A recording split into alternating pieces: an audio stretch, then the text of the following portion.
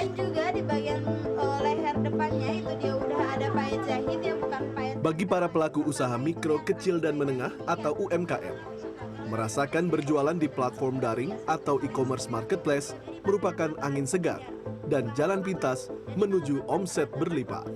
Namun belakangan ini, hasil manis ini kian berbuah menjadi badai kegelisahan tersendiri.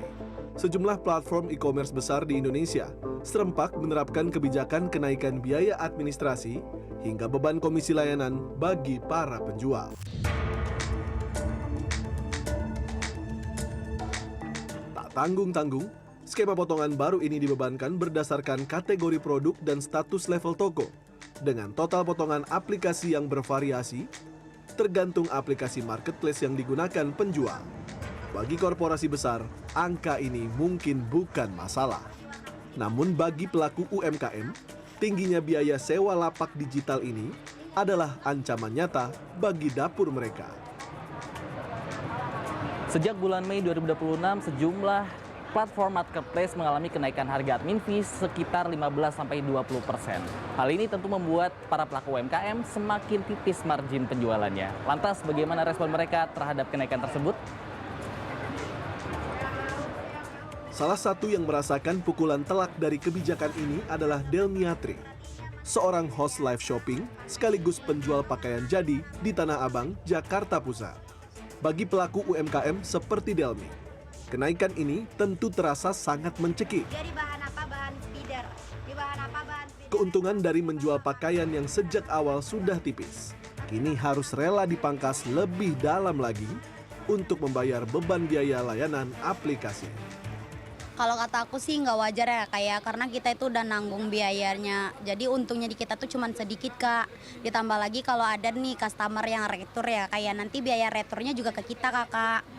Jadi menurut aku nggak wajar banget sih. Kalau dari segi penjualan itu turun ya Kak ya. Turunnya tuh dari awal abis Lebaran Kak. Nah pas mendekati Lebaran itu rame Kak. Tapi setelah Lebaran ini sangat turun Kak dari harga-harga kayak gitu Kak. Lantas, bagaimana tanggapan para konsumen? Jika pada akhirnya biaya aplikasi ini dibebankan pada kenaikan harga barang, sejauh mana mereka bisa bertoleransi? Iya, malah bikin saya itu kayaknya untuk belanja online harus dikurangin sih kayaknya Mas. Soalnya banyak biaya-biaya tambahan seperti itu ya. Tapi selaku kenaikannya tidak terlalu tinggi ya, kalau saya sendiri nggak masalah sih. Tapi kalau terlalu tinggi ya mungkin saya lebih tertarik untuk datang langsung. Kalau tarif biasa kan setiap platform kan beda-beda kali ya untuk harganya. Mungkin itu juga bisa jadi pertimbangan kali ya. Apalagi kayak perempuan pasti suka nyarinya yang lebih murah, lebih diskon kayak gitu sih. Paling bisa memilih ke platform lain yang emang lebih murah harganya. Asosiasi E-commerce Indonesia atau IDEA menyebut, biaya yang dibebankan kepada seller terdiri dari biaya administrasi, biaya logistik, dan biaya promosi. Salah satu yang menjadi sorotan adalah program gratis ongkir, di mana beban promosi tak hanya ditanggung platform, namun juga seller. IDEA menjelaskan setiap marketplace memiliki skema dan kategorisasi biaya yang berbeda, tergantung jenis produk dan program promo yang diikuti seller. Dengan kata lain, kenaikan biaya ini bukan semata-mata untuk membebani seller, melainkan bagian dari upaya marketplace menjaga kesehatan bisnis di tengah persaingan digital yang semakin ketat. Dengan situasi makroekonomi marketplace itu dituntut menjadi lebih sehat gitu. Jadi untuk itu harus bisa menghasilkan kembali kepada uangnya itu kepada penanam modalnya gitu. Digitalisasi memang pernah menjadi masa depan yang menjanjikan bagi UMKM untuk naik kelas.